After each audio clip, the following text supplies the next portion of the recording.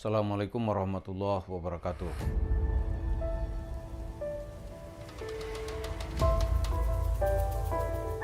Para pemirsa, di awal tahun 2024 ini kita ingin mendapat laporan kemana Yusuf Mansur ketika menghadapi Natal dan Tahun Baru.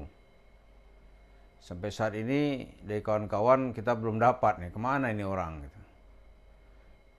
Biasanya saya tuh dapat cerita atau dapat video Yusuf Mansur itu di saat Natalan dan Tahun Baru itu ya dia tidak berkumpul dengan ustadz apalagi para kiai, enggak. Dia biasanya ngumpulnya sama kawan-kawan pendeta atau kawan-kawan pastornya gitu. Kalau tahun-tahun sebelumnya kan begitu. Dia bakar kembang api di malam tahun baru dan membuat acara-acara yang biasa dibuat juga oleh kawan-kawan yang beragama Nasrani gitu. Itulah sosok Yusuf Mansur. Tapi tahun 2023 akhir ini kita nggak tahu kemana dia gitu. Nah, jadi itulah warna Yusuf Mansur dalam persoalan agama. Kemudian kenapa dia nggak muncul gitu? Kita hanya bisa berspekulasi. Dia sekarang ini secara politik, dia menghadapi pilihan yang tidak mudah. Tidak mudah itu artinya partai yang selama ini dia ikut di dalamnya, Partai Perindo itu secara politik kan bersama PDIP. Artinya dalam kontestasi pada tahun 2024 ini, pilihan politik Yusuf Mansur atau kapal politik Yusuf Mansur tidak bersama Pak Jokowi. Jadi dia sangat hati-hati. Kalau dia salah-salah, dia bisa jadi sasaran. Itu mengerikan dia. Kalau tahun-tahun sebelumnya, misalnya tahun 2019, ya dia senang bersama kekuasaan gitu. Dia bersama Presiden Jokowi ikut berkampanye minimal bacaan salawat. Karena resistensinya saat itu belum lagi besar. Tapi tahun ini resistensi terhadap Yusuf Mansur itu di mana-mana terjadi. Baik nanti resistensi pilihan politiknya maupun dia mencalekkan diri dan terlebih-lebih lagi ajaran agama yang dia bawa itu penuh dengan kekacauan, tipuan, kebohongan yang bertujuan untuk meraup uang daripada pendengarnya. Yusuf Mansur, kalau kita lihat ada orang nanya itu, kok bahasan Yusuf Mansur dari mana ngaurnya gitu. Ngaurnya Yusuf Mansur itu sama seperti pastor-pastor yang menceramahkan ajaran gereja yang tidak berasal dari Bible.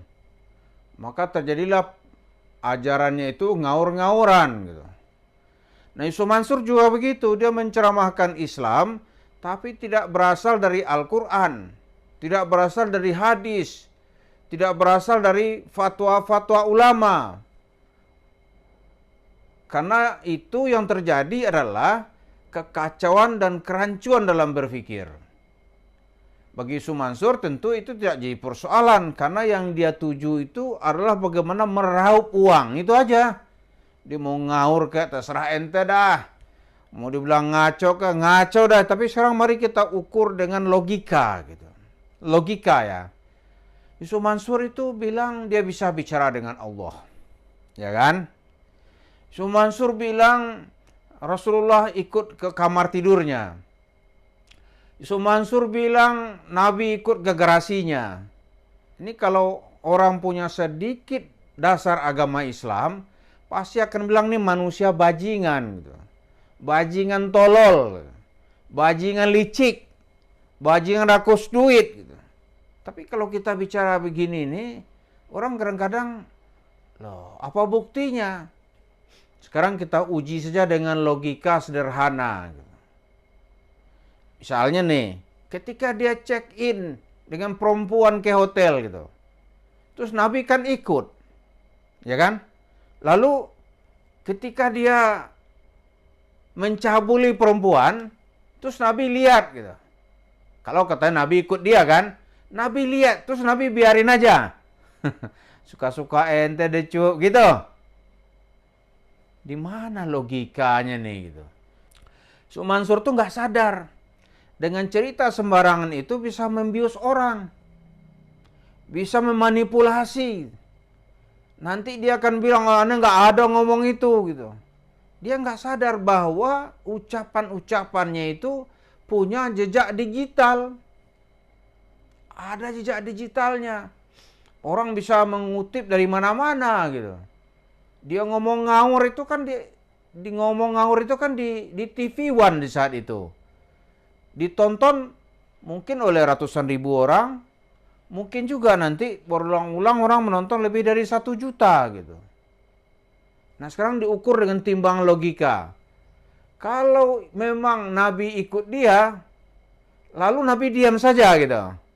Berarti Nabi pengecut. Itu yang pertama. Di mata Yusuf Mansur telah menempatkan Nabi Muhammad sebagai manusia pengecut. Sama Yusuf Mansur aja dia nggak berani. Yang kedua, dia telah menempatkan Nabi Muhammad membenarkan perbuatannya. Coba ya, dia berlaku cabul, Nabi diam aja gitu. Mungkin dalam pandangan Yusuf Mansur, suka-suka ente deh Cuk. Suka-suka ente dah gitu. Ini kan gila namanya.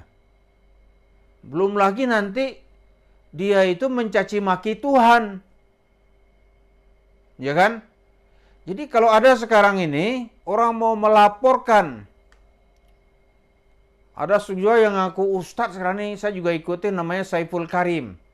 Itu ngomornya ngaur-ngauran gitu.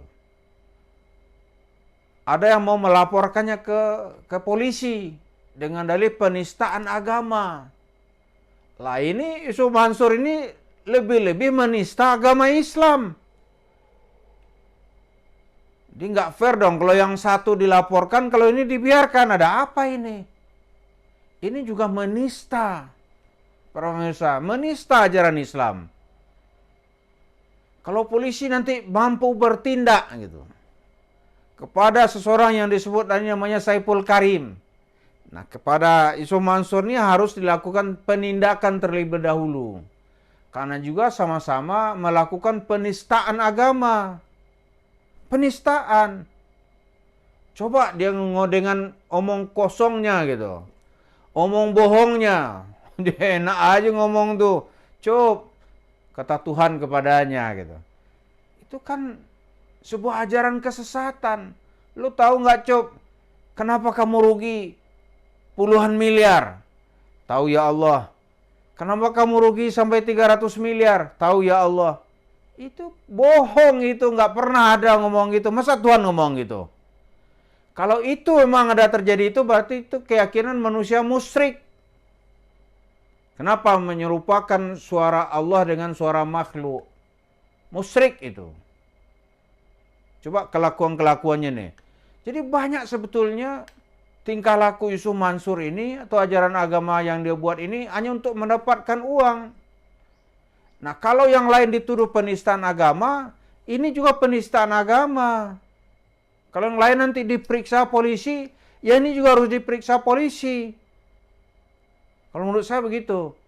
Jadi, di awal tahun baru ini, tahun 2024 ini, itu kita lihat bagaimana pembersihan agama itu semakin ngemuka di tengah masyarakat.